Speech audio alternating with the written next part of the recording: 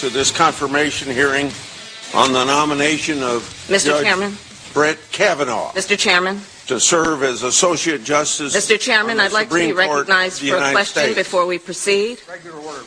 The committee received just last night 42,000 pages of documents that we have not had an opportunity to That's review the empty skirt, or read. Ham Harris, trying to show that she's a real tough, smart cookie. Yeah, keep We going. cannot possibly move forward, Mr. Chairman. I with this extend hearing. The thin little voice, she's scared to death. She's so over her pay scale. Their two daughters. Mr. Chairman, Their I extended agree with my family and colleague, friends. Senator Harris. Mr. Chairman, Judge we There's the Kavanaugh next communist fish mouth. documents that we haven't And been everyone able else to joining us review last today. night, and we believe this hearing There's should the be next communist fishmonger.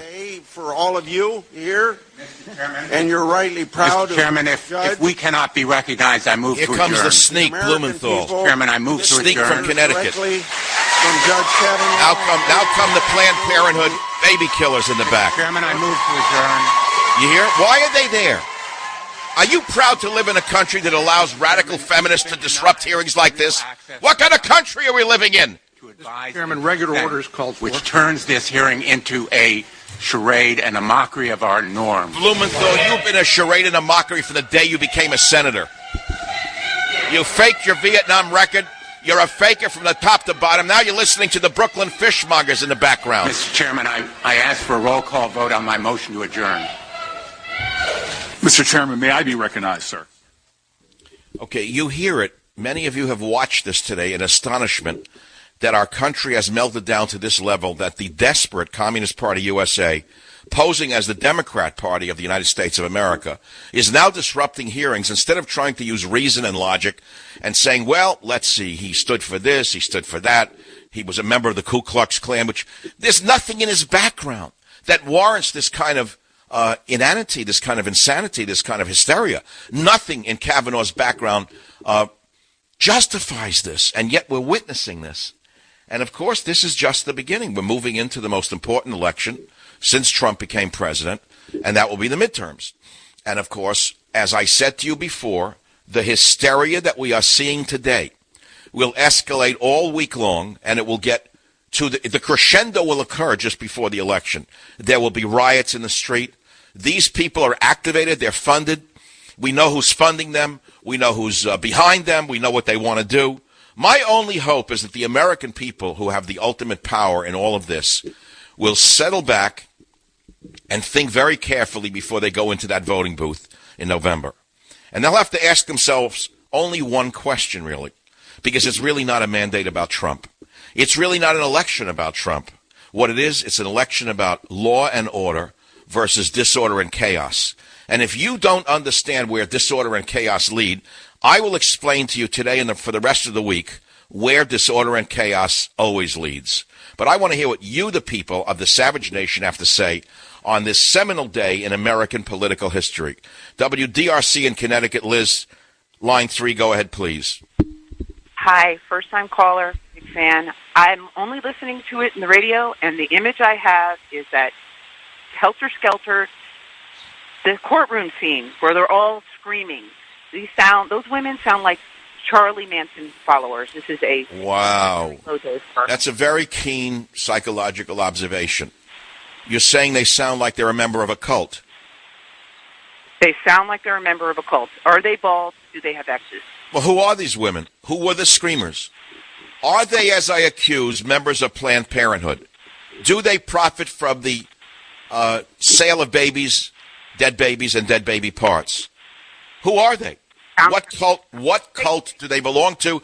What groups do they belong to? What subversive organizations sent them there? Who funded them? Who brought them in? Who paid for their airplane ride?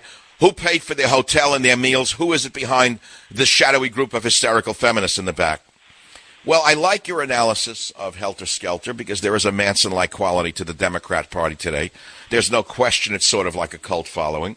And for your insights from DRC in Connecticut, Liz, I'm putting you on the list of the first 5 people to receive a fresh copy of Stop Mass Hysteria, which will be out in only a few weeks. I wish it were out today. I would do anything to have that book in my hands today, but I do not.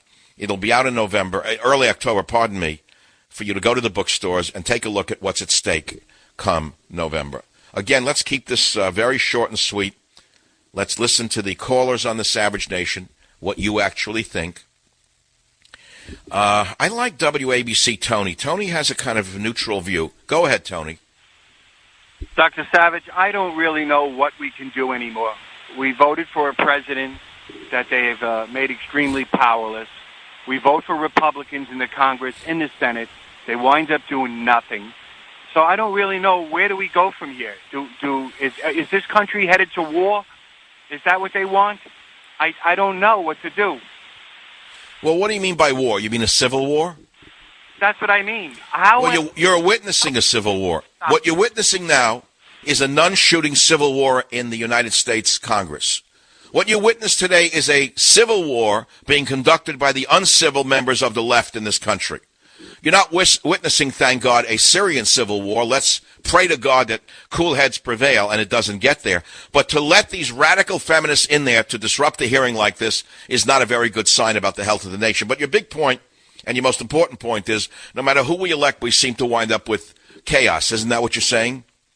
I'm saying. I mean, we go out, we vote for a president, we vote for Republicans. They sit back, they do nothing to help out presidents. I'm personally, as a true-blooded Reddit American that's worried about my children, I don't know where to go from here.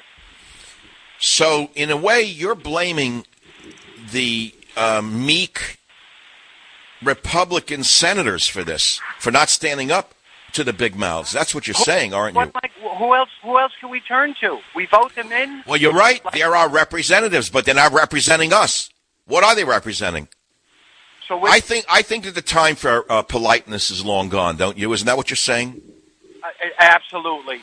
And what do you really want? You want to see the Republicans to stand up and gavel down on those women and say, throw them out of here? They don't belong here. Is that what you would like to have heard? Be honest with me. How is this even happening? I don't understand this. What has happened to this nation? Well, that's a long story. Many things have happened to this nation. But let's hope that many things do not happen to this nation that have happened in other nations. And the only way that we can stop this is if all the voters go out in November and make their choice based upon law and order versus absolute lawlessness and disorder, which will lead to chaos and eventually civil war. That's all I can say. Thank you for calling. Let's go down the list here on the Savage Nation. This is a very emotional day, by the way. This is not a throwaway show. This is not an after Labor Day filler show. This is not let's just get through the show. This is not let's take an extended vacation show. This is not like people are still on vacation show. This is about as hot as it gets. What you're witnessing today is as hot a day in American politics as I have ever seen.